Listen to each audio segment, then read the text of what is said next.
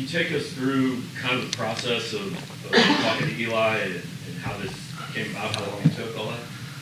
Yeah, I mean, you go through the process. It happened pretty quick once we kind of got connected. Had an opportunity to visit with them on a couple occasions over the phone, a couple of times. Met in person a couple of times, and then just kind of worked through and saw that there was a alignment. And from there, I mean, obviously the opportunity to be here was awesome.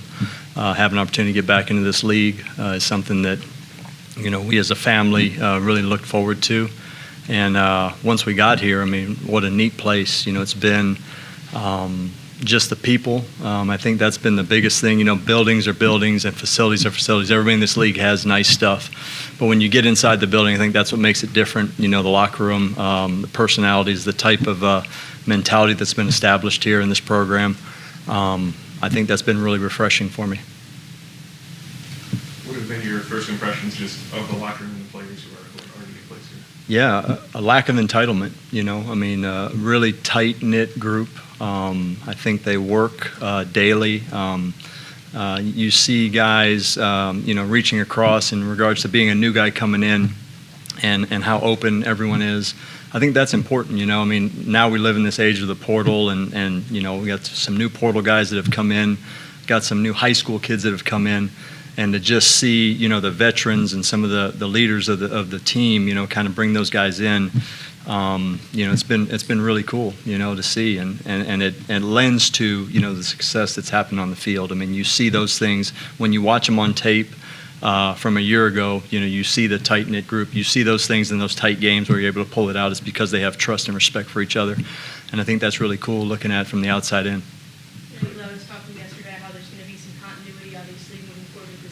How do you go about putting your fingerprint on things, but also keeping that continuity? Sure. Obviously the mentality and the demeanor of each facet, whether it be offense, defense, or special teams, is controlled by the head coach, and he wants that to look a certain way. But things that we've done that have been in alignment. We've always been, kind of a havoc-style defense. Tried to create those negative plays. We've tried to do a good job against the run, which they've done here traditionally. And then, being situationally elite, those are the things that we've kind of done. And I think there's been alignment in regards to how he sees that side of the ball playing. And, those are the things that I think, the way we go about doing it may be a little differently. But, the foundation is very set here with the talent and some of the coaches that are still here. And so just being able to come alongside and complement, I think that's what's exciting about it.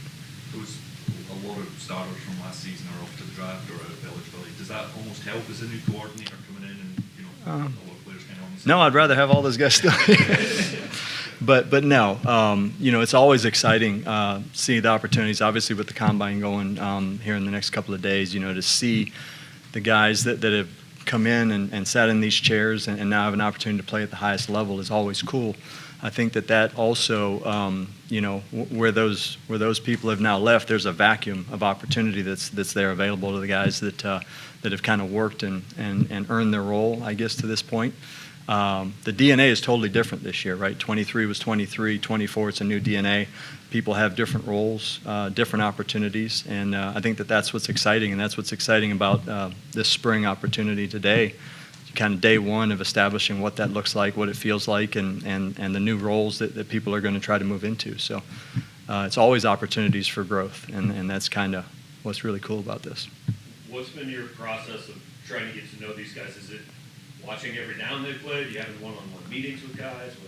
All of it, yes. So the first day we got here, made a point to sit down and visit with every guy on the defensive side of the ball, and sit down and just get to know them, right? Because that's what it's about. It's about, figuring people out, building that trust, because from trust comes respect. From respect, you can start building on that. So, I think it was really important to come in and get to know these people. Tell me about where you're from. Tell me about your family. What are your aspirations? What do you want out of this opportunity? And then obviously, with the rest of the staff, it's getting in there, watching the tape, analyzing the schematics of it, but also, looking at the talent and then the new players that are coming in. You're looking at, film from high school, whether it be high school or colleges, and trying to, put it all together.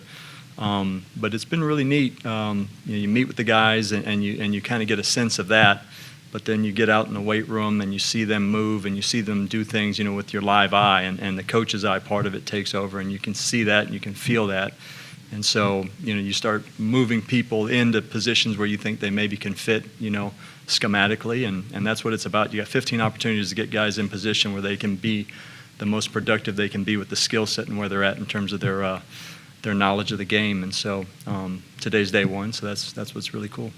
During those conversations, or getting to know these guys, has there been a handful of guys that kind of jump out that, like, hey, that's a guy these other guys will follow?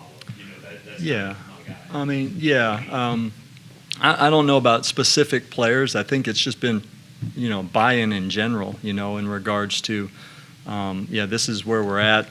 Or each individual, this is where I'm at individually in regards to my growth and my process.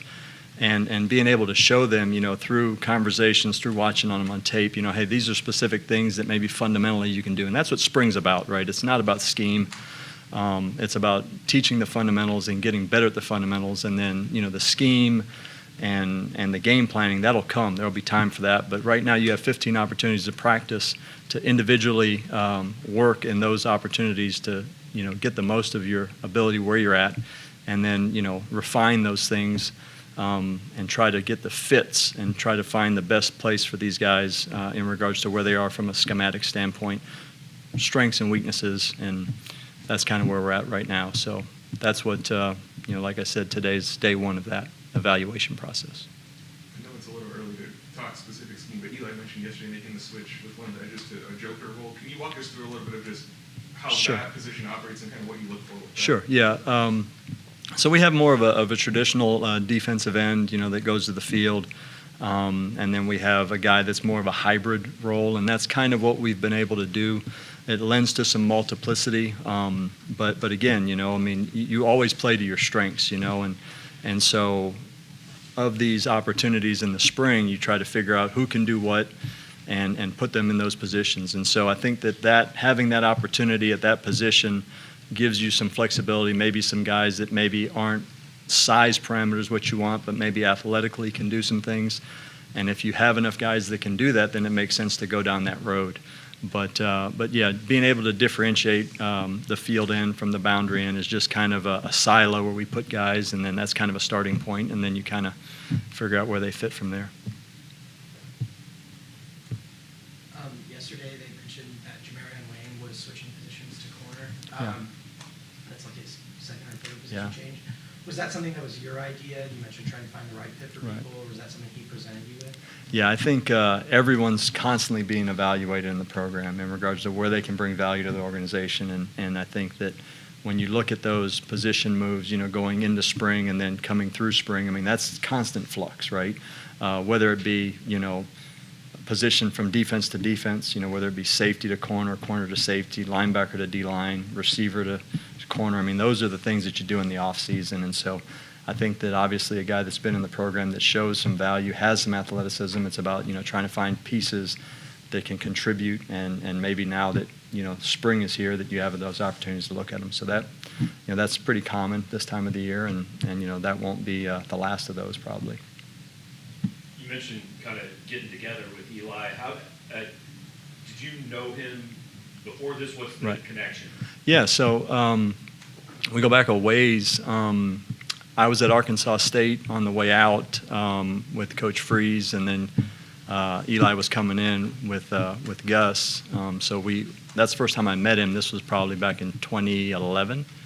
And so, being in the South and some of those recruiting areas, you'd meet people, you'd bump into people and those type of things. And we've had a casual relationship up until that point until it got to now. And so it's always been exciting, It's been really neat seeing, kind of that growth and what he's been able to do in a short period of time at this program. Obviously, knew what he did, at Appy State that one year, and then being at Boise, I'm a West Coast guy, so being able to see some of the things that he's been able to do in some of those stops and being as productive as they have been was something that you always kind of admired from afar. And so now excited to get an opportunity to work with him and kind of figure out, some of the ways that he's had success, and learn from that as a new head coach. Does Missouri feel different from the last time you were coaching in state? Well, yeah, that was a long time ago. Yeah, I haven't been actually. Miss V, she was at Central Missouri for that. I was there for 6 months. It was kind of wild, but yeah, it was 27 years ago, and drove through here. I recruited St. Louis at the time, so kind of knew Columbia and all that stuff. But yeah, obviously, this wasn't what it looked like 27 years ago. So yeah, it's always cool, to kind of see the growth and potential of places. And obviously, when you play in this league and the competitiveness of this league, it requires some of these things. And we're blessed to have a beautiful facility like this. But yeah, quite a bit's changed in that period of time. Well, I'm going to ask you to go back further. Then obviously, over the last few years, there have been some players come out of Hawaii and come here. So I'm curious. I don't know how long you lived there after you were born, but what was your intro to football, and what was football in Hawaii like at that time?